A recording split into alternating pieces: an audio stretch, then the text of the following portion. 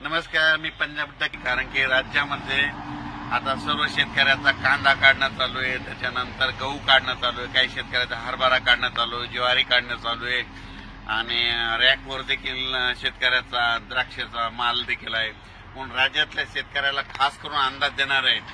ज्यांचा कांदा काढणी चालू असेल तर तुम्ही काय करा, 31 मार्च पर्यंत तुम्ही तुमचा कांदा काढून घ्या. कारण की राज्यामध्ये 31 मार्च पासून ते जवळपास 7 एप्रिल पर्यंत म्हणजे जवळपास 7 दिवस राज्यात मध्ये अवकाळी पावसाची शक्यता आहे. म्हणून हा अंदाज लक्षात यायचा.